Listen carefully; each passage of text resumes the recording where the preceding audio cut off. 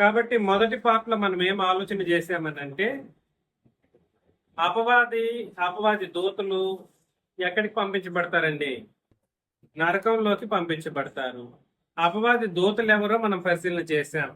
రెండో పార్ట్లో ఏమని ఆలోచన చేసామంటే రెండో సంగతిలో ధర్మశాస్త్రం ప్రకారం పాటించలేనటువంటి ఇశ్రాయేలు జనాంగంలో ఎవరెవరైతే సరైన విధానంలో పాటించట్లేదో వాళ్ళందరూ ఎక్కడికి పంపించబడతారంటే యేసు ప్రభువే డైరెక్ట్ గా చూసి సర్ప సంతానమా మీరు నరకానికి వెళతారు. అదేవిధంగా సాక్షాత్తు యేసు ప్రభువే ఆ ఇశ్రాయేలీల్లో దేవుని ప్రజలుగా పిలువబడినటువంటి మనుషులని నరకానికి పంపిస్తాను అని చెప్పడం అనేది మనం చూసాం. ఎందుకనంటే వాళ్ళు చేసినటువంటి కార్యక్రమాలను బట్టి, పాపములను బట్టి, లేదంటే వాళ్ళు సరైన విధానంలో ధర్మశాస్త్రాన్ని పాటించినందుకు వాళ్ళు ఎక్కడికి పంపించబడతారనంటే నరకంలో పంపించబడతారు. ఎక్కడా కూడా సరే క్రొత్త నిబంధన ప్రజలను అనగా సంఘములోని వారిని డైరెక్ట్ గా ఉద్దేశించి మీరు నరకానికి పాత్రలై ఉంటారు, పంపబడతారు అనే ఒక మాట ఎక్కడ గ్రంథంలో క్రొత్త నిబంధన చట్టంలో రాయబడలేదు. ఏం చెప్పాను?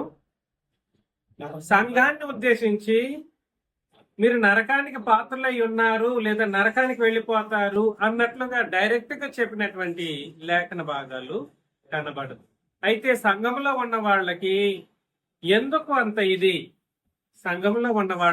అంత ఎగ్జామ్షన్, దాని కారణం ఏమిటి అనే ఒక విషయాన్ని మనం పరిశీలన చేసినప్పుడు యేసు ప్రభు భూమి మీద బ్రతికి ఉన్నప్పుడే ఆయన చెప్పినటువంటి ఒక మాటను మనం ఒకసారి పరిశీలన చేసినప్పుడు మత్తయి సువార్తలో 16వ అధ్యాయంలో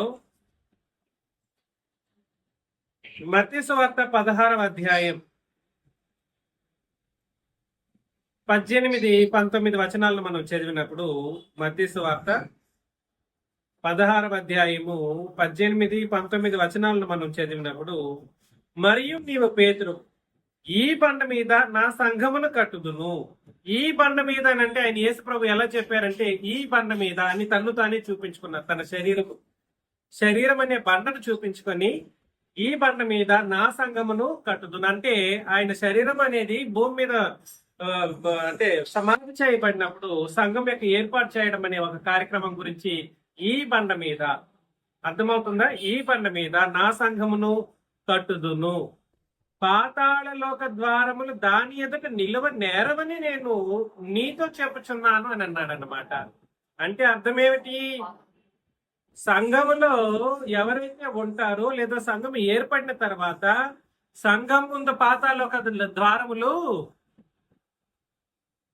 చెప్పండి, సంఘం ముందు పాతాళ లోక ద్వారములు నిలువబడనేరవు అని అంటే సంఘములో ఎవరైతే ఉన్నారో వాళ్ళకి నరకప్రాయమైనటువంటి పరిస్థితులు ఉండదు అని దాని అర్థం అన్నమాట. కాబట్టి సంఘంలో ఉన్న వాళ్ళని చూసి మీరు నరకానికి వెళ్ళిపోతారు అని క్రొత్త నిబంధన చట్టంలో ఎక్కడా చెప్పబడలేదు. సంఘంలో ఉండే వాళ్ళని చూసి మీరు నరకానికి పాత్రలై ఉన్నారనే కోణంలో ఎక్కడా చెప్పబడలేదు. అది యేసు ప్రభు ఏం చెప్పారు? డైరెక్ట్ గా ఇశ్రాయేలీని చూసి మీరు నరకప్రాయులై ఉన్నారు, మీరు ధర్మశాస్త్రాన్ని పాటించకపోయినందుకు మీరు నరకంలో పడవేయబడతారు, అది ఆరిని అగ్ని, అందులో పురుగు చావదు, యుగ యుగాల బాధ వేదనలతో కూడినటువంటి పరిస్థితులే ఉంటాయని చెప్పడం డైరెక్ట్ గా ఇశ్రాయేలీని ఉద్దేశించి చెప్పిన పాత నిబంధన లేఖన భాగాలను చూశాం. కానీ క్రొత్త నిబంధన సంఘంలో ఎవరైతే సభ్యత్వం పొంది ఉన్నారో ఆ సంఘం ఎదుట పాతాళ లోక ద్వారము నిలువబడనేరదు. అర్థమవుతుందండి? సంఘమును కట్టుదును అని అన్నాడు. అంటే అర్థం ఏమిటంటే ఆ కట్టుదును అనేటువంటి మాట దేనికి సంబంధించింది? భవిష్యత్తుకి. యేసు ప్రభు భూమి మీద బ్రతికి ఉండగా నా సంఘమును కట్టుదును అని అన్నారు. అంటే ఇంకా కట్టలేదు అని అర్థం అన్నమాట. మత్తయి సువార్త, మార్కు, లూకా, యోహాను సువార్తలు సిలువకు ముందే సంఘం ఏర్పడిందండి? లేదు. సిలువలోనే సంఘం అనేది ఏర్పాటు చేయడం అనేది జరగాల్సిన ఒక కార్యక్రమం ఉంది. కాబట్టి ఈ బండ మీద నా సంఘమును కట్టుదును. అంటే తన శిలువ మరణంలో తన శరీరము వేలాడదీయబడినప్పుడు సంఘం యొక్క ఏర్పాటు చేయబోయేటువంటి ఒక విషయం గురించి మాట్లాడుతూ కట్టుదును అని భవిష్యత్తులో మాట్లాడటంతో పాటుగా ఆ సంఘములో ఎవరుంటారు, ఆ సంఘం ఎదుట పాతాళానికి ఎటువంటి అధికారం ఉండదు, అంటే ఆ సంఘములో ఉన్న వాళ్ళు నరకప్రాయులు ఎన్నటికీ కారు అనేటువంటి ఒక ఉద్దేశాన్ని అక్కడ తెలియజేయటం జరుగుతూ యేసు ప్రభువే మాట్లాడటం జరిగిందన్నమాట. అక్కడ చూడండి, ఈ బండ మీద నా సంఘమును కట్టుదును, పాతాళలో ఒక ద్వారములు దాని ఎదుట నిలువ నేరవని నేను నీతో చెప్పుచున్నాను. పరలోక రాజ్యం యొక్క తాళపు చెవులు నీకు ఇచ్చేదను. నీవు భూలోకమందు దేన్ని బంధించుదువో అది పరలోకమందును బంధింపబడును, భూలోకమందు దేన్ని విప్పుదువో అది పరలోకమందును విప్పబడని అతనితో చెప్పాను. పరలోక రాజ్యం యొక్క తాళపు చెవి ఏమిటండి? సువార్త కాదు, క్రొత్త నిబంధనే. తాళపు చెవి ఏం చేస్తాదని అంటే ద్వారాన్ని తెరుస్తాదన్నమాట. అది ఎవరికి ఇస్తానని యేసు ప్రభు చెప్పారు? పేతురుతో చెప్తున్నారు ఈ మాట. ఎవరితో చెప్తున్నారు? నీవు పేతురువు అని అన్నారు కదండి యేసు ప్రభు. పేతురుతో నేను నీకేం చేస్తానంటే పరలోక రాజ్యపు తాళపు చెవిని ఇస్తాను, నీకు ఇచ్చేదును. నువ్వేం చేస్తావు మొట్టమొదటిసారిగా అంటే క్రొత్త నిబంధనను తెలియజేస్తావు ప్రజలకు. అంటే అపోస్తల కార్యములు 2వ అధ్యాయంలో ఆ 11 మందితో పాటు పౌలు గారు లేచి నిలబడి ఏం చేస్తారు? సువార్తను ప్రకటిస్తారు. సువార్తను ప్రకటించడం ద్వారా ఏం జరుగుతుంది? పరలోకపు తాళపు చెవి, పరలోక రాజ్యపు తాళపు చెవి. అర్థమవుతుందండి? పరలోక రాజ్యపు తాళపు చెవి అనగా క్రొత్త నిబంధన సువార్త రెండు కలిసినటువంటి ఒక విషయాన్ని అక్కడ ఉపదేశించడం ద్వారా రాజ్యం యొక్క ఏర్పాటు లేదా రాజ్యము అపోస్తలుల ద్వారా ఏర్పడి ఆ రాజ్యంలోకి ఇతరులు కూడా వచ్చేటువంటి ఒక మార్గాన్ని పేతురు ద్వారా నేను అందిస్తాననేటువంటి ఒక ప్రవచనాత్మకమైన విషయాన్ని యేసు ప్రభు చెప్పడం మనం గమనిస్తూ ఉన్నాం. అందుకని నేనేం చెప్పడానికి ప్రయత్నం చేస్తున్నానంటే సంఘం అనేది క్రొత్త నిబంధన ప్రకారం ఏర్పడినట్లయితే ఆ సంఘములో ఉన్న వాళ్ళకి నరక భయము లేదు, పాతాళ భయము లేదు. అయితే ఇశ్రాయేలీనే చూసినటువంటి యేసు ప్రభు ఏం చెప్పారు? ఒక సహోదరుడిని చూసి ద్రోహి అని చెప్పిన నువ్వు నరకాగ్నికి వెళ్ళిపోతావు అని వాళ్ళతో డైరెక్ట్ గా చెప్పారు. ఇశ్రాయేలీని ఉపదేశించి మాట్లాడుతూ ఉన్నప్పుడు ఒక సహోదరుడిని చూసి కోపపడినటువంటి నువ్వు ఎక్కడికి వెళ్ళిపోతావు అని అన్నారు? నరకానికి. విమర్శకులు ఉన్నాయి, నరకానికి పాత్రుడైపోతావు. ప్రేమించకపోతే నువ్వు నరకానికి పాత్రుడైపోతావు. వ్యభిచరించినట్లయితే నరకానికి పాత్రుడైపోతావు.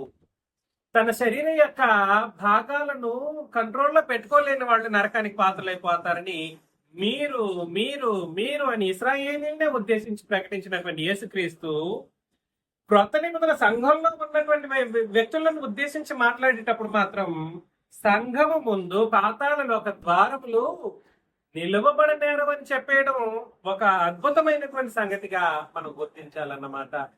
అదే కోణంలోనే అపోస్తలులు కూడా సరే సంఘంలో ఉన్న వాళ్ళని ఎవరిని ఉద్దేశించి ఆ విధంగా మాట్లాడినటువంటి పరిస్థితుల్లో మనం ఎక్కడ చూడం. అర్థమవుతుందా? సంఘంలో ఉన్న వాళ్ళని ఉద్దేశించి మీరు నరకానికి వెళ్ళిపోతారు అనే కోణంలో ఎందుకు మాట్లాడలేకపోయారో మనం కొన్ని విషయాలని పరిశీలన చేయడానికి అనేటువంటి పరిస్థితులు మనకు ఉన్నాయి. ఒకవేళ నరకంలోకి వెళ్ళిపోయే వాళ్ళు ఎవరై ఉంటారో ఆ కండిషన్స్ చెప్పడం మనం గమనించాలన్నమాట.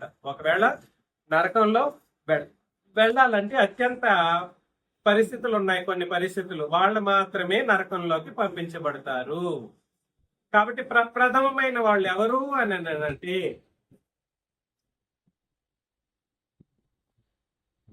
ప్రప్రథమమైన వాళ్ళు నరకానికి వెళ్ళడానికి ప్రప్రథమమైన వాళ్ళు ఎవరు అని అంటే హెబ్రీయులకు రాసిన పత్రిక 10వ అధ్యాయం.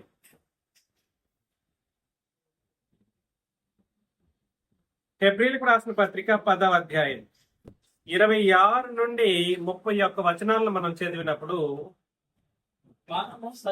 ఆగండి నేను చదువుతాను. మత్తయి హెబ్రీ పత్రిక 10:26 నుండి 31 వచనాలు. మనము సత్యమును గూర్చి అనుభవ జ్ఞానం పొందిన తర్వాత, చూసారా, మనము అని అన్నాడు. అంటే ఎవరి గురించి మాట్లాడుతున్నాడు? సంఘం గురించి. మనం అన్నప్పుడు ఎవరు వాళ్ళు? సంఘం. మనము సత్యమును గూర్చి అనుభవ జ్ఞానం పొందిన తర్వాత బుద్ధిపూర్వకముగా పాపము చేసిన యెడల పాపములకు బలి ఇకను ఉండదు అని అన్నాడు అన్నమాట. పాపములకు ఏముండదు? బలి. ఏమిటి బుద్ధిపూర్వకమైన పాపము? ఇంతకు ముందు అనేక సార్లు తెలియచేశాను. బుద్ధిపూర్వకమైన పాపం అంటే తెలిసి చేసే పాపం అన్నట్లుగా అందరూ అంటూ ఉంటారు. ఎలాగా? తెలిసి చేస్తే పాపము. తెలిసి చేస్తే కాదండి, పాపం అంటేనే తెలిసి చేసేదే. బేసిక్ అది. ఎవరికి కూడా సరే మంచి చెడ్ల జ్ఞానం వచ్చిన తర్వాత, మంచి చెడ్ల జ్ఞానం ఎవరికి వస్తుంది? ఒక టీనేజ్ లో వస్తుంది. ఎవరికి వస్తుందండి? టీనేజ్ లో వస్తుంది. ఇది మంచి, ఇది చెడు అని ఎరగగలిగే జ్ఞానం. అందుకని యాకోబు పత్రికలో 4:16 కూడా ఏం చెప్పాడంటే, మేలైనది చేయ నెరిగియు అలాగు చేయని మనకి ఏం కలుగుతుందండి? పాపము కలుగుతుంది. అంటే ఎరిగితేనే చేసేది కదా పాపం అని. దాంట్లో బుద్ధిపూర్వకమైన పాపం అంటే ఏమిటి? అంటే తెలిసి చేస్తే పాపం అన్నట్లుగా, తెలియక చేస్తే పాపం కాదన్నట్లుగా చాలా మంది మాట్లాడుతున్నారు. అట్లా కాదు. పాపం అంటేనే ఎరిగి చేసేదే పాపం. ప్రత్యేకించి దీనికి వివరణ అవసరం లేదు ఎక్కువ కూడా. దానికి అనేక వచనాలు ఉన్నాయి, సపోర్టివ్ వచనాలు చెప్పగలను. ఆజ్ఞను అతిక్రమించడమే పాపం అని అన్నాడు. అతిక్రమించడం అంటే ఎలాగ అతిక్రమిస్తారు? తెలియకుండా అతిక్రమిస్తారా? తెలియకుండా ఏమి ఎవరు అతిక్రమించరు. అర్థమవుతుందా? రోడ్లో వెళ్తున్నారు, లెఫ్ట్ సైడ్ వెళ్లాల్సింది రైట్ సైడ్ లో వెళ్ళావు, యాక్సిడెంట్ జరిగింది. తెలియక జరిగిందని అంటే చట్టం ఒప్పుకుంటుందండి? No, it is not. It won't accept it. చట్టం అంగీకరించదు. నువ్వు ఎన్ని కోట్లకి వెళ్ళినా నువ్వు జయించలేవు. ఎందుకంటే తప్పు ఎవరి దగ్గర ఉంది? నువ్వు రైట్ సైడ్ లో వెళ్ళింది నీ తప్పు. అందుకని తెలియదంటే అక్కడ కుదరదు అండి. అందుకని పాపము కూడా సరే తెలిసే చేస్తారు ఎవరైనా, తెలియకుండా ఎవరు చేయరు. అందుకని ఇక్కడ బుద్ధిపూర్వకంగా చేసే పాపం అంటే ఆ భౌతికమైనటువంటి పాపం గురించి మాట్లాడటం లేదనే విషయాన్ని మనం ప్రథమంగా గుర్తుపెట్టుకోవాలి. బుద్ధిపూర్వకమైన పాపం అంటే మనం అనుకుంటున్నటువంటి శారీరక సంబంధమైన పాపాల గురించి అక్కడ మాట్లాడటం లేదు. అది ఏమిటో మరొకసారి చదువుతాం. హెబ్రీయులకు రాసిన పత్రిక 10:26లో, మనము సత్యమును గూర్చి అనుభవ జ్ఞానం పొందిన తర్వాత, అంటే అర్థం ఏమిటంటే సత్యమును గూర్చిన అనుభవ జ్ఞానం ఏమిటది? క్రొత్త నిబంధనకు సంబంధించినటువంటి విషయాలు. అర్థమవుతుందా? ఎందుకు క్రొత్త నిబంధన అంటున్నానంటే, సత్యము సత్యమని అందరూ అంటూ ఉంటారు. సత్యము అంటే బైబిల్ మొత్తం సత్యమేగా అన్నట్లుగా మాట్లాడుతూ ఉంటారు. ఇక్కడ బైబిల్ మొత్తం గురించి మాట్లాడట్లేదు సుమి. ఒకసారి కొలసి పత్రిక 1:25 వచనం మనం చదివినప్పుడు, కొలసి పత్రిక 1:25 అనగా యుగములలోను తరములలోను మరుగు చేయబడి ఉన్న మర్మములు. దేవుని వాక్యము అనగా యుగములలోను తరములలోను మరుగు చేయబడి ఉన్నటువంటి మర్మం. అంటే దేవుని వాక్యము లేదా దేవుని సత్యం అనేది ఎక్కడి నుండి ఎక్కడి వరకు మరుగు చేయబడిందంట? యుగములలోను తరములలోను మరుగు చేయబడి ఉంది. అంటే అర్థం ఏమిటంటే 66 పుస్తకాల గురించి మాట్లాడట్లేదు దేవుని వాక్యం అంటే. అక్కడ మరలా చదువుతున్నా నేను, చూడండి. దేవుని వాక్యమును అనగా, అక్కడే డెఫినేషన్ చెప్తున్నాడు. ఏమిటో చెప్తున్నాడు. దేవుని వాక్యం అనగా యుగములలోను తరములలోను మరుగు చేయబడి ఉన్న మర్మమును సంపూర్ణముగా ప్రకటించుటకు మీ నిమిత్తము నాకు అప్పగింపబడిన దేవుని ఏర్పాటు ప్రకారము నేను ఆ సంఘమునకు పరిచారకుడినైతిని అని అన్నాడు అన్నమాట. కాబట్టి సంఘానికి పరిచారం చేయడం కొరకు ఉన్నటువంటి దేవుని వాక్యము ఎక్కడి నుండి ఎక్కడి వరకు మరుగు చేయబడింది? యుగాలలోను తరాలలో. యుగాలంటే అర్థం ఏమిటి? నిత్యత్వం. అంటే టైం ఫ్రేమ్ అనేది మనం చెప్పలేదు. తరాలని అంటే ఒకరు 40 సంవత్సరాల తరం అంటారు, ఒకరు 100 సంవత్సరాలు ఒక తరం అంటారు. అవన్నీ ఏం చేయబడ్డాయి ఆ టైంలో కూడా అంట. అంటే కౌంటింగ్ టైం వరకు కూడా సరే, కౌంట్లెస్ టైం నుండి కౌంటింగ్ టైం వరకు కూడా సరే ఆ దేవుని వాక్యం అంట మరుగు చేయబడిందంట. అర్థమవుతుందా? దేవుని వాక్యం అంటే ఇప్పుడు దేన్ని దేవుని వాక్యంగా చూడాలి? ఏదైతే సంఘం కొరకు పరిచారం చేయటం కొరకు ఇవ్వబడిందో ఆ వాక్యమే ఏ వాక్యంగా మనం అర్థం చేసుకోవాలి? దేవుని వాక్యము. కాబట్టి దేవుని సత్యము లేదా దేవుని వాక్యం అనేటువంటి ఈ మాటలు ఏవైతే ఉన్నాయో ఇవి క్రొత్త నిబంధనకు సంబంధించినవి. ఇవి ఒక కాలంలో ఎలా ఉంచబడ్డాయి? మర్మముగా ఉంచబడ్డాయి, మరుగు చేయబడ్డాయి. అంటే అర్థం ఏమిటంటే సృష్టి ఆరంభం నుండి కూడా సరే సిలువ వరకు ఏమై ఉన్నాయంటే క్రొత్త నిబంధన విషయాలు మర్మముగా పెట్టబడ్డాయి. ప్రవక్తల చేత ఏం చేయబడ్డాయి? ప్రవచించబడ్డాయి. ప్రవచనం కూడా సరే ఎట్లాగా ఉంటుందండి? ప్రవచనం యొక్క అర్థం ఏమిటి? ఉద్దేశం ఏమిటి? ప్రవచనం యొక్క ఉద్దేశం ఏమిటి? దేవుడు ఏదైతే చెప్పాలనుకున్నారో ఆ విషయాలను అప్పటికి చెప్పినప్పటికీ దాని నెరవేర్పు మాత్రం ఎప్పుడో జరగబోతుంది భవిష్యత్తులో. దాన్ని ఏమంటారు? ప్రవచనాలు అని అంటారు అన్నమాట. ప్రవచనం అని అంటే జరగబోయే విషయాన్ని ముందుగానే చెప్పడం, దాన్ని ఏమంటారు? ప్రవచనం అంటారు. అదే విధంగా క్రొత్త నిబంధన విషయాలు ప్రవచనాత్మకంగా ఉన్నాయి పాత నిబంధనలో, కాదని నేను అనట్లేదు. కానీ దాని నెరవేర్పు ఎప్పుడు జరగాలి? క్రొత్త నిబంధన వచ్చినప్పుడు జరుగుతుంది. అందుకని ఇక్కడ ఏమన్నాడంటే దేవుని వాక్యము అంటే ఏమిటి అంటే యుగములలోను తరములలోను మరుగు చేయబడి ఉన్నటువంటి మర్మాన్ని అపోస్తులైనటువంటి మేము సంఘం కొరకు పరిచారం చేయటం కొరకు, సంఘానికి పరిచారం చేయటం కొరకు ఏదైతే ఉపదేశం చేస్తున్నామో దాన్ని ఏమంటారు? దేవుని వాక్యము లేదా దేవుని సత్యం. నేను ఇక్కడ ఏమన్నా వక్రీకరిస్తున్నానా? నేను వక్రీకరించట్లేదు, ఉన్న లేఖన భాగాన్ని తెలియజేస్తున్నాను. అదే విధంగా హెబ్రీ పత్రికలో మనము సత్యమును కూర్చిన అనుభవ జ్ఞానం పొందిన తర్వాత అని అన్నాడు అన్నమాట. కాబట్టి మన యొక్క సత్యము ఏమిటది? క్రొత్త నిబంధన. మన సత్యం ఏమిటండి? క్రొత్త నిబంధన. మనము సత్యమును కూర్చి అనుభవ జ్ఞానం పొందిన తర్వాత బుద్ధిపూర్వకముగా పాపము చేసిన యెడల పాపములకు బలి ఇకను ఉండదు అని అన్నాడు అన్నమాట. కాబట్టి సర్వమానవాళి యొక్క పాపముల కొరకు బలి అయింది ఎవరండి? అది ఇశ్రాయేలీలు కావచ్చు, అన్ని జనులు కావచ్చు, పాపులు కావచ్చు. ఏ జెండర్ ఇన్ఈక్వాలిటీ లేదు ఇక్కడ. జెండర్ ఇన్ఈక్వాలిటీ అంటూ ఏమీ లేదు. థర్డ్ జెండర్ అయినా కూడా సరే ప్రతి ఒక్కరికి ఏం జరగాలంటే పాప క్షమాపణ చేయడం కొరకు యేసు ప్రభు ఏమయ్యారంటే బలి అయ్యారు. ఏమయ్యారండి? యేసు ప్రభు సమస్త పాపముల కొరకు, సమస్త మానవాళి యొక్క పాపముల కొరకు సిలువలో మరణించారు. మరణించి ఏం చేయబడ్డారు? సమాధి చేయబడ్డారు. సమాధి చేయబడిన తర్వాత ఆయన ఏం చేయబడ్డారంటే తండ్రి చేత లేపబడ్డారు. లేదా ఆయన మనందరి పాపముల నిమిత్తం మరణించి సమాధి చేయబడి 3 రోజులు తిరిగి లేచారు. యేసు ప్రభు తండ్రి చేత లేపబడ్డారు అన్న తప్పులేదు, ఆయన లేచారన్న తప్పులేదు. ఏం చెప్పాను? యేసు ప్రభు మరణించి సమాధి చేయబడి 3వ రోజు తిరిగి తండ్రి చేత లేపబడ్డారన్న తప్పులేదు, ఆయన లేచారని చెప్పిన తప్పులేదు. ఎందుకంటే మరణం ఆయన్ని బంధించుట. అందుకని తండ్రి లేపారనే విషయాన్ని అక్కడ ఉపయోగించబడినప్పటికీ మనం ప్రత్యేకించి అక్కడ మరణ సమాధి పునరుత్థానం అనేటువంటి ఈ 3 కార్యక్రమాల విషయంలో మనం ఆలోచన కలిగి ఉంటే సరిపోతుంది. ఆ తర్వాత ఆయన ఏమయ్యారు? పరలోకంలో వెళ్ళి కూర్చున్నారు. కాబట్టి పాపములకు బలి ఉండదు, కానీ న్యాయపు తీర్పునకు భయముతో ఎదురు చూచుటయు విరోధులను దహింపబోవు తీక్షణమైన అగ్నియు ఇకను ఉంటుంది. కాబట్టి న్యాయ తీర్పునకు భయముతో ఎదురు చూచుట అంటే అర్థం ఏమిటి? ఎవరైతే ఈ బుద్ధిపూర్వకమైనటువంటి పాపం చేస్తారో వాళ్ళకి ఏమి లేదని అర్థం. బలి ఉండదు. ఒకటి ఏముండదండి? బుద్ధిపూర్వకంగా పాపం చేసే వాళ్ళకి నంబర్ 1 బలి లేదు. ఎటువంటి యేసు ప్రభు యొక్క బలి కూడా వాళ్ళ విషయంలో చెల్లదు. 2 న్యాయపు తీర్పునకు వాళ్ళు ఎలా ఉంటారు? భయముతో ఎదురు చూస్తున్నారు. 3 వాళ్ళు విరోధులుగా ఉంటారు. వాళ్ళని దహింపబో తీక్షణమైన అగ్ని వాళ్ళకి ఉంటుంది. ఇక్కడ తీర్పు అని అన్నాడు. తీర్పు విషయంలో అవగాహన మనకు ఉండాలండి. ఏ విషయంలో అవగాహన? తీర్పు విషయంలో కూడా అవగాహన ఉండాలి. ఒకసారి యాకోబు పత్రిక 2వ అధ్యాయంలో,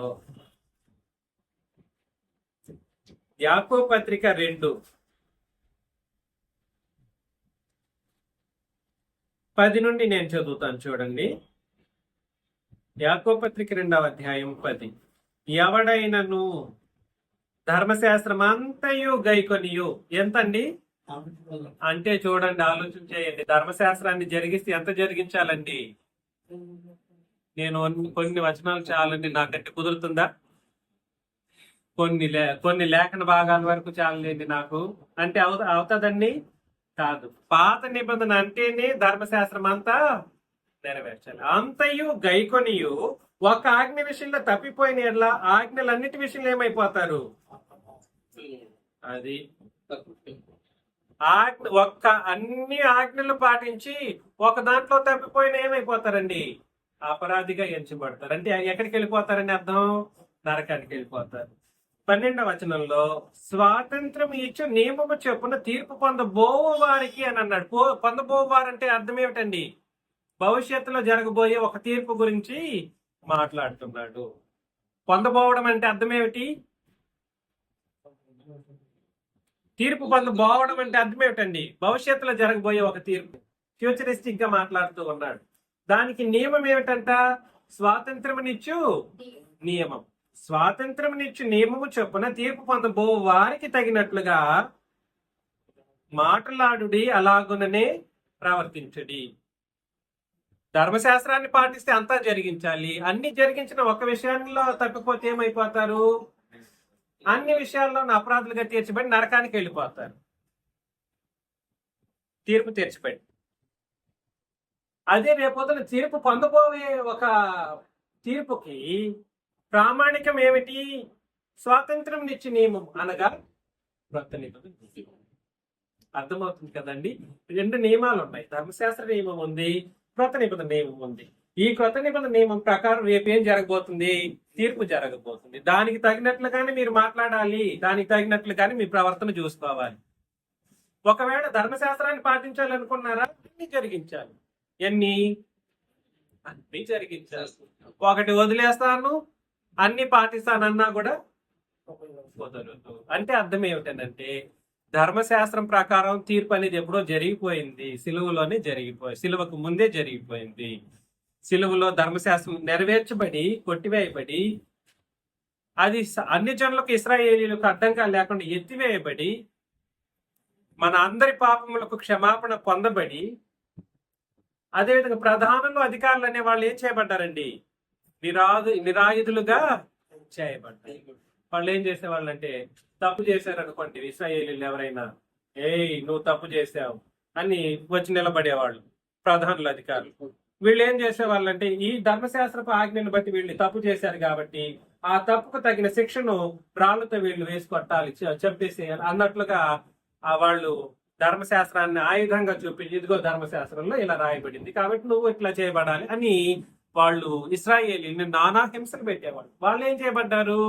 ఆ ధర్మశాస్త్రం కొట్టివేయబడినప్పుడు నిరాయుధులుగా చేయబడ్డారు. ఇంకా వాళ్ళకి ఏముంది? కొట్టడానికి ఏమైనా అధికారం ఉందా? అందుకని నేనేం చెప్పడానికి ప్రయత్నం చేస్తున్నానంటే, న్యాయపు తీర్పునకు మరలా ఇక్కడికి వచ్చేద్దాం. మనము సత్యమును గూర్చి అనుభవ జ్ఞానం పొందిన తర్వాత బుద్ధిపూర్వకముగా పాపము చేసిన ఎట్లా పాపములకు బలి ఇకను ఉండదు గాని న్యాయపు తీర్పునకు భయముతో ఎదురు చూచుతాయి. విరోధులను దహింపబో తీక్షణమైన అగ్నియు ఇకను ఉండును అని అన్నాడు. ఉండునంటే అర్థం ఏమిటండి? అది కూడా భవిష్యత్తు గురించి మాట్లాడుతున్నాడు. అంటే భవిష్యత్తులో జరగబోయే తీర్పు గురించి మాట్లాడుతూ ఉన్నాడు. అంటే ఈ బుద్ధిపూర్వకంగా చేసే పాపం ఏమిటో మనం పరిశీలన చేస్తూ ఉన్నాం. ఈ పాపం చేసిన వాళ్ళకి ఏమేమి యేసుక్రీస్తు యొక్క బలి చల్లదు. 2, న్యాయమైనటువంటి తీర్పుకు వాళ్ళు వెళ్ళిపోతారు. అదే విధంగా వాళ్ళు ఆ తీర్పు తర్వాత ఎక్కడికి వెళ్ళిపోతారు? తీక్షణమైన అగ్ని. దాన్ని ఏమంటారంటే నరకము. తీక్షణమైనటువంటి అగ్ని అంటే అర్థం ఏమిటి? నరకం. కాబట్టి ఇక్కడ కండిషన్ ముందు ఆన్సర్ చెప్పేశాడు. ఏమిటి కండిషను? సత్యమును కూర్చుని అనుభవ జ్ఞానం పొందిన తర్వాత అని అన్నాడు అన్నమాట. కాబట్టి క్రొత్త నిబంధన విషయాలు మనం సరైన విధానంలో అర్థం చేసుకొని దాని ప్రకారం భూమి మీద బ్రతికే విషయంలో బుద్ధిపూర్వకమైనటువంటి పాపం చేయకూడదు. ఇంకా కూడా ఆన్సర్ రాలేదు అనుకున్నారనుకోండి, 28లో చెప్పేస్తున్నాడు చూడండి. ఎవడైనను మోషే ధర్మశాస్త్రమును నిరాకరించిన, మ్యూట్లో పెట్టండి విజయ్ కుమార్ గారు. ఎవడైనను మోషే ధర్మశాస్త్రమును నిరాకరించిన 2-3 సాక్షుల మాట మీద కనికరింపకుండా వాడిని ఏం చేస్తారు? చంపించుదురు అని. కాబట్టి ఎవడైనను మోషే ధర్మశాస్త్రము నిరాకరిస్తే, మోషే ధర్మశాస్త్రాన్ని ఏం చేయకూడదు ఎవడు కూడా అంటే అర్థం ఏమిటి? పాత నిబంధనను నిరాకరించేవాడు ఏం చేయబడాలని అంటే, 2-3 సాక్షుల మాట మీద కనికరింపకుండా వాడిని ఏం చేయబడాలి? చంపేసేయాలి. అంటే అర్థం ఏమిటి? ఆ ధర్మశాస్త్ర కాలంలో, పాత నిబంధన కాలంలో, పాత నిబంధనే వాళ్ళకి ఏమైంది? ఇస్రాయేలీలకి పాత నిబంధన కాలం, పాత నిబంధన ఏమై ఉంది? ప్రామాణికంగా ఉంది. అదే సత్యం. ఆ సత్యాన్ని ఆ కాలంలోని వాళ్ళు దాన్ని పాటించకపోతే, నిరాకరించినట్లయితే వాళ్ళకి ఏముంటుందండి? చావే గతి. వాళ్ళు బ్రతకడానికి, భూమి మీద బ్రతకడానికి యోగ్యులు కాదు.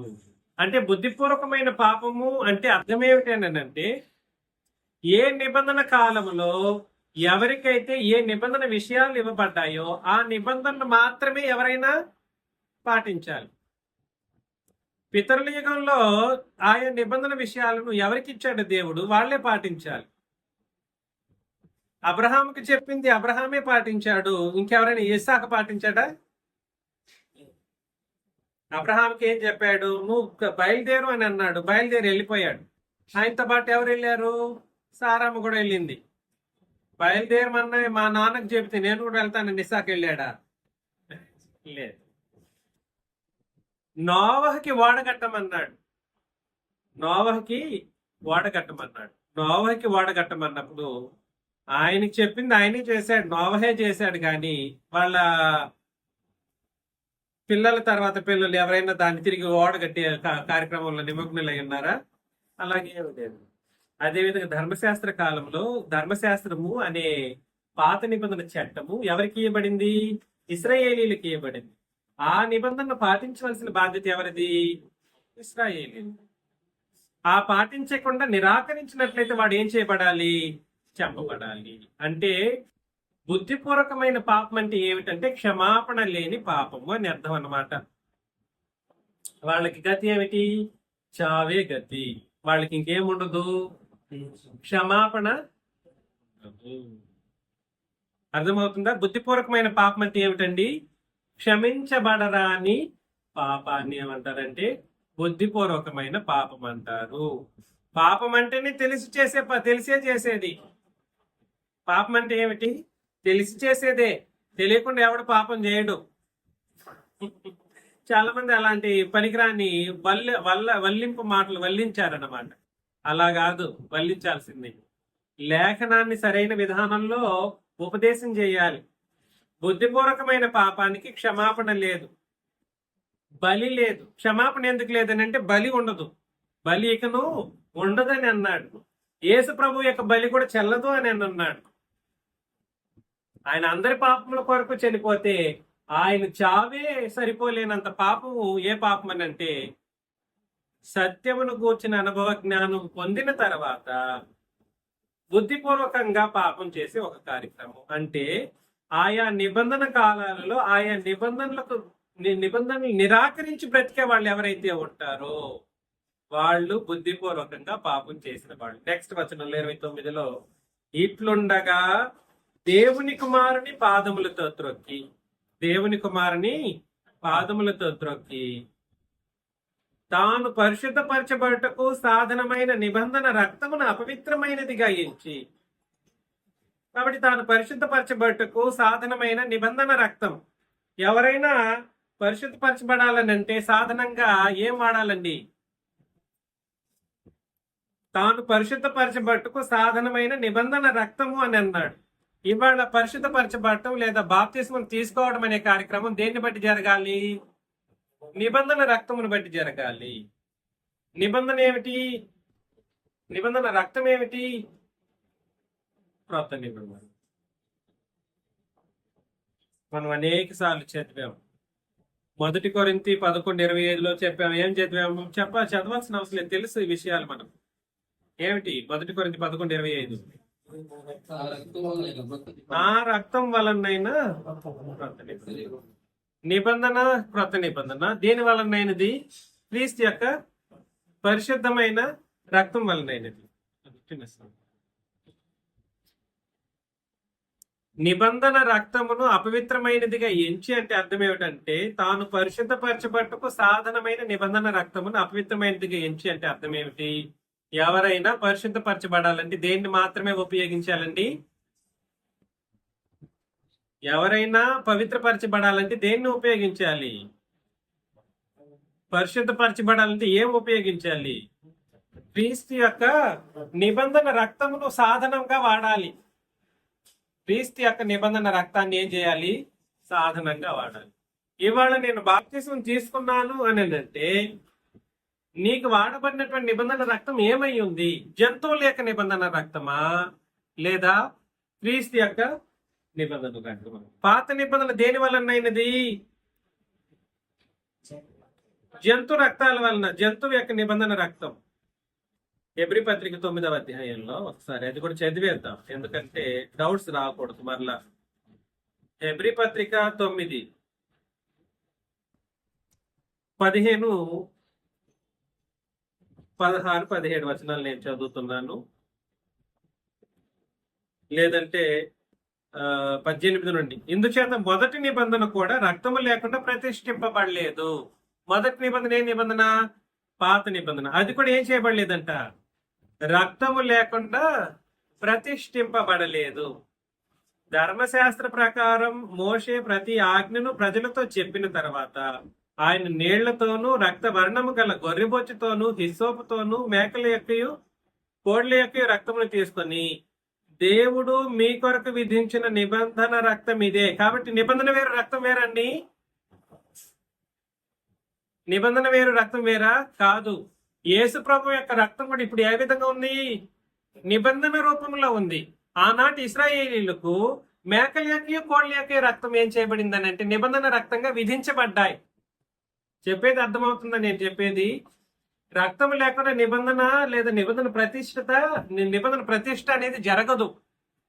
రక్తం లేకుండా నిబంధన ప్రతిష్ఠ అనేది జరగదు. నిబంధన ప్రతిష్ఠించబడాలంటే రక్తం చిందించవలసినటువంటి కనీస అవగాహన ఉండాలి, ఖచ్చితంగా ఉండాలి. అందులో ప్రత్యేకించి పాత నిబంధనలో నిబంధన రక్తం ఏమిటి? జంతువుల రక్తం.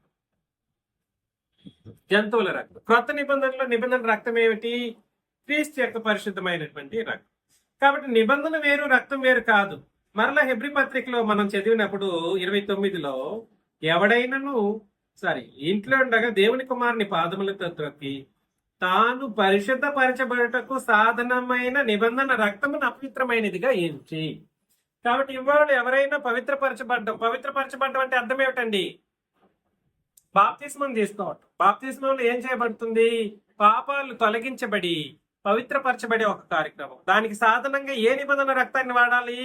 క్రీస్తు యొక్క నిబంధన రక్తం వాడాలి. అంటే అర్థం ఏమిటంటే క్రొత్త నిబంధన ప్రకారం ఎవరైనా ఏం చేయాలంటే బాప్తిసం తీసుకోవాలి. దేని ప్రకారం బాప్తిసం తీసుకోవాలి? పాత నిబంధన అనుకున్నారనుకోండి, అది ఏ రక్తం వల్ల ఏర్పాటు చేయడం జరిగింది? అందులో నిబంధన రక్తం ఏమిటి అంటే మేకల యొక్కయు కోళ్ల యొక్కయు ఎడ్ల యొక్కయు పావురాల యొక్కయు రక్తాలు అన్నమాట. ఆ రక్తాల వలన పాపములు పోవు. కానీ ఏమొస్తాయి? క్షమాపణ వస్తుంది. పాత నిబంధనలో జరిగిందంతా ఒకటే. పాపాలు పోకపోయినా వాళ్ళకి క్షమాపణ. ఎందుకు?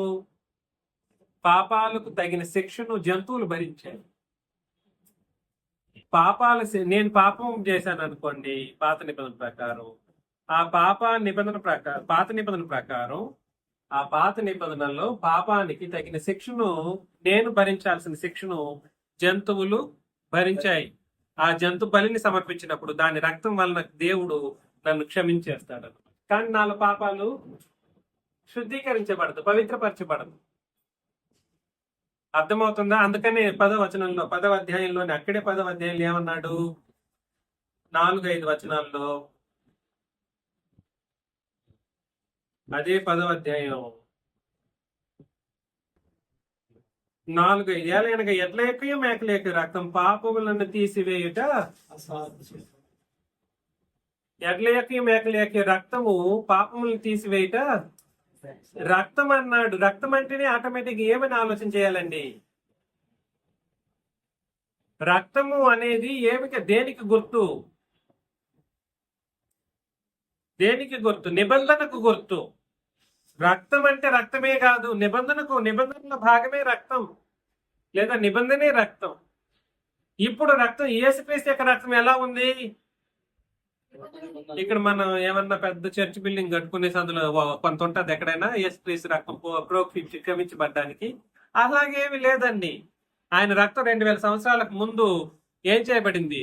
సిలువలో వేలాడదీయబడడం ద్వారా యేసుక్రీస్తు యొక్క రక్తం చిందించబడింది. ఆయన రక్తం మిమ్మల్ని ఎలా పరిశుద్ధపరుస్తుందని అంటే, ఎక్కడి నుండి వస్తుంది రక్తము? ఏదో అపోహలు జరుగుతుందా? అపోహలు ఏమి జరగదు. ఇట్లాంటి అపోహలు, ఆ తర్వాత మూఢనమ్మకాలు అట్లాంటిది ఏమి ఉండకూడదు. ఇక్కడ నిబంధన రక్తం అనే మాటను ఇక్కడ ఉపయోగించడం జరిగింది. కాబట్టి ఇవాళ ఎవరైతే క్రొత్త నిబంధన ప్రకారం బాప్తిస్మం తీసుకోబడలేదో, సంఘం గురించి కాదు మాట్లాడుతున్నది, పరిశుద్ధపరచబడే విషయంలో క్రీస్తు యొక్క రక్తం ఉపయోగించబడకుండా ఎవరైతే పాపం చేస్తున్నారో వాళ్ళ విషయం గురించి మాట్లాడడం జరుగుతుంది. మరలా హెబ్రీ పత్రిక 10:29 ఇట్లుండగా దేవుని కుమారుని పాదములకు త్రొక్కి తాను పరిశుద్ధపరచబట్టకు సాధనమైన నిబంధన రక్తమును అపవిత్రమైనదిగా ఎంచి కృపకు మూలమగు ఆత్మను తిరస్కరించిన వాడు ఎంత ఎక్కువైన దండనకు పాత్రుడుగా ఎంచబడినని మీకు తోచును. కాబట్టి కృపకు మూలమగు పరిశుద్ధ ఆత్మను సైతం తిరస్కరించేటువంటి వాళ్ళు ఎవరైతే ఉంటారో వాళ్ళు ఏం చేయబడతారు? తీక్షణమైన అగ్నికి, నిత్యాగ్ని దండనకు పాత్రులుగా ఎంచబడతారు. అందుకని నేను ప్రేమతో హెచ్చరించే విషయం ఏమిటంటే, మీరు పవిత్రపరచబడినటువంటి లేదా పరిశుద్ధపరచబడినటువంటి ఆలోచన మాకుంది అని అనుకుంటే మీరు ఏ నిబంధన ప్రకారం బాప్తీసం తీసుకున్నారు? ప్రశ్న. నేను బాప్తీసం కరెక్టే అని అన్నారు అనుకోండి, నా బాప్తీసం కరెక్టే అని అంటే నా నెక్స్ట్ ప్రశ్న ఏమై ఉండాలి? ఏ నిబంధనను బట్టి? కానీ ఇవాళ మీరు బాప్తీసం తీసుకున్న వాళ్ళు ఎవరైనా కూడా సరే నిబంధన విషయం పట్ల అవగాహనే ఉండదండి. ఎవరికి 66 పుస్తకాలను ఉపదేశం చేస్తారు, 66 పుస్తకాలని బోధిస్తూ ఉంటారు, 66 పుస్తకాల ప్రకారం బాప్తీసం ఇస్తూ ఉంటారు. ఎక్కడికి వెళ్ళిపోతారు? ఎక్కడికి పంపిస్తున్నారు? ఎక్కడికి తీసుకెళ్ళడానికి ప్రయత్నం చేస్తున్నారు? నరకానికి, నిత్యాగ్ని దండనము. దీనినే ఏమంటారు? బుద్ధిపూర్వకమైన పాపం, బలి చెల్లని పాపం. క్రీస్తు బలి కూడా చెల్లదు, ఎందుకంటే ఆయన రక్తం ఏం చేయబడింది? అపవిత్రపరచబడింది. నువ్వు బాప్తీసం తీసుకోవాల్సింది క్రొత్త నిబంధన ప్రకారం కాదంట. 2 నిబంధనల ప్రకారం ఉపదేశం చేసి బాప్తీసం చేసుకుని ఆయన రక్తాన్ని అపవిత్రం చేసిన వాడికి పరలోకం ఎక్కడిస్తాడు? ఆయన బలి ఎలా చెల్లుతుంది? అర్థమవుతుంది నేను చెప్పేది? దయచేసి ఆలోచన చేయండి. కృపకు మూలముగా ఆత్మను తిరస్కరించిన వాడు ఎంత ఎక్కువైన దండనకు పాత్రుడుగా ఎంచబడినని మీకు తోచును. పగ తీర్చుట నా పని, నేనే ప్రతిఫలం ఇత్తుననియు, మరియు ప్రభువు తన ప్రజలకు తీర్పు తీర్చుననియు చెప్పిన వాణిని ఎరుగుదుము కదా. జీవము గల దేవుని చేతుల పడుట ఏమిటండి? సంతోషమా? భయంకరము అని అన్నాడు అన్నమాట. అంటే అర్థం ఏమిటంటే, దేవుడు వాళ్ళని నరకముల పడవేసి యుగ యుగాలు యాతన చెందేటట్లుగా చేస్తాడు. ఎందుకంటే తన ఏకైక కుమారుడిని నా సమస్త జనుల యొక్క పాపములకు క్షమాపణ కొరకు, పాప శుద్ధీకరణ కొరకు సిలువలో వేలాడదీసినప్పుడు ఆ రక్తం ఉపయోగించకుండా జంతువుల రక్తాన్ని కలిపారు. ఏ రక్తాన్ని? నేను ఇప్పుడు కలిపాను అంటున్నారేమో. కాదు, నిబంధన రక్తం అంటే నిబంధన వేరు, రక్తం వేరు. నేను ఎప్పుడు కలిపాను? నేను కలపలేదు. మా ప్రీచర్లు ఎప్పుడు కలపలేదని మీరు చెప్పొచ్చేమో. కానీ వాస్తవానికి జరుగుతున్నది ఏమిటంటే, 2 నిబంధనలు కలిస్తేనే రక్తం ఏం చేయబడుతుంది? క్రీస్తు యొక్క రక్తము అపవిత్రపరచబడుతూ ఉంది.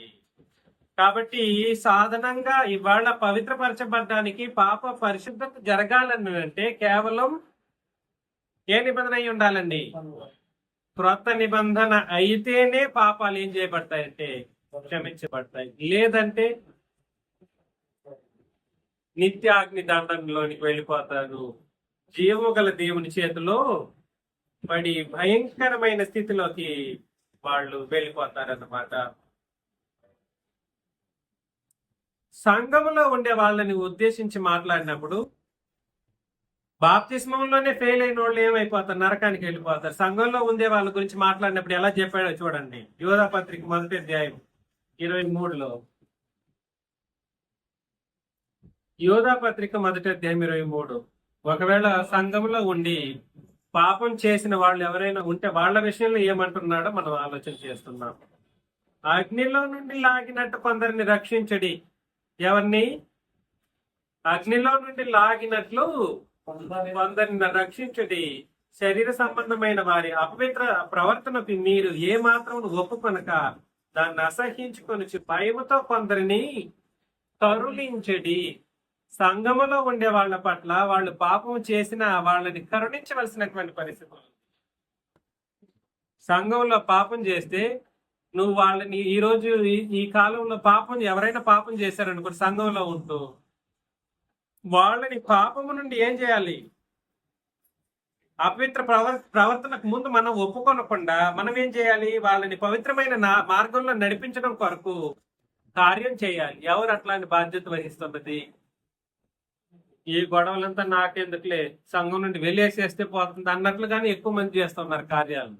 అవి సంఘము కాదు, ఆ ఉపదేశకుడు కాదు, వెళ్ళేసినోడు ఉపదేశకుడు కాదు, అది సంఘము కాదు. అర్థమవుతుంది నేను చెప్పేది? అగ్నిలో నుండి లాగినట్లు ఏం చేయాలి? అగ్నిలో నుండి లాగినట్లు రక్షించాలి. ప్రేమ ఉందా? క్రొత్త నిబంధన సంఘంలో ఉన్న వాళ్ళ పట్ల మనం ఎప్పుడు కూడా దేవుడే మీరు నరకానికి వెళ్ళిపోతారా అన్నట్లుగా ఎక్కడ కూడా నెగటివ్ గా మాట్లాడలేదండి.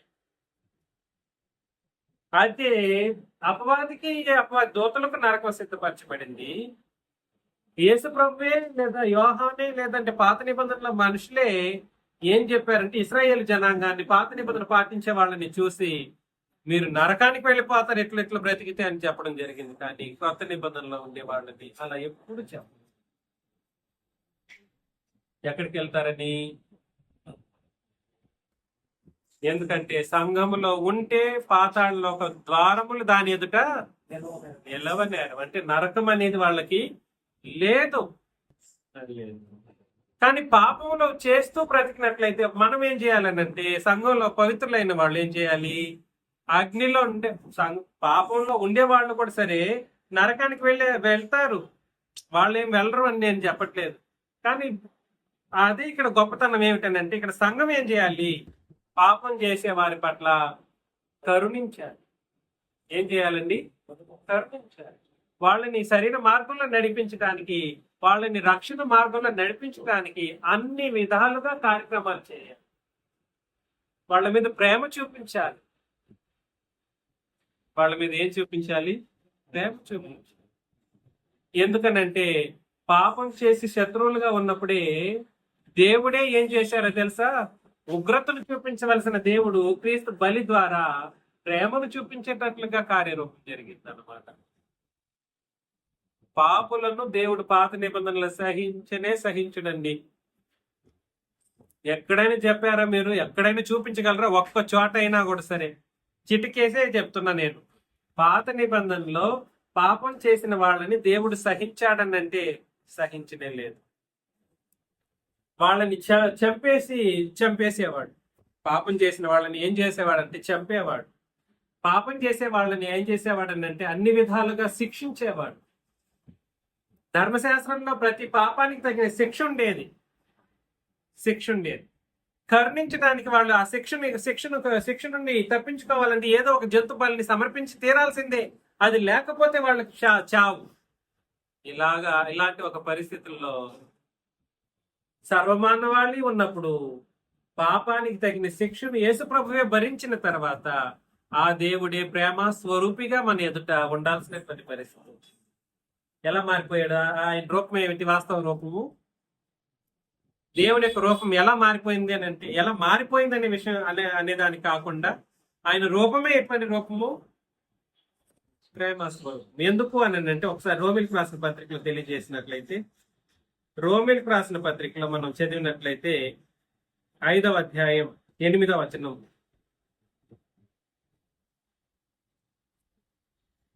ఇది దేవుడు మన 6 నుండి, కాబట్టి ఏలయనగా మనం ఇంకనూ బలహీనులమై ఉండగా క్రీస్తు యుక్త కాలమున భక్తిహీనుల కొరకు, చనిపోయి ఎవరి కొరకు చనిపోయారండి యేసు ప్రభు? భక్తిహీనులు అని అంటే అర్థం ఏమిటంటే అన్ని పాపాలు చేసిన వాళ్ళు. భక్తిహీనులు అంటే వివరణ ఇచ్చాను మీకు, ఎవరెవరికి గుర్తుందో ఏంటంటే ఎవరంటే భక్తిహీనులు? భక్తిహీనులు అంటే అర్థం ఏమిటి? భక్తిహీనులు 2 క్వాలిఫికేషన్స్ కలిగి ఉంటారు. ఆయా నిబంధన కాలాల్లో ఆయా నిబంధనలు బట్టి బ్రతకని వాళ్ళు, 2 దేవునికి భయపడని వాళ్ళు. నిబంధన అనేది మనుషులకే ప్రత్యేకించి ఇవ్వబడినప్పటికీ భక్తిహీనులు అంటే దేవునికి భయపడని వాళ్ళు ప్రాముఖ్యంగా. అర్థమవుతుందా? అదే విధంగా దేవునికి భయపడిన వాళ్ళు, నిబంధనను ధిక్కరించిన వాళ్ళు, అదే విధంగా ఎట్లుంటారు వాళ్ళు? పాపభరితమైనటువంటి జీవితంలో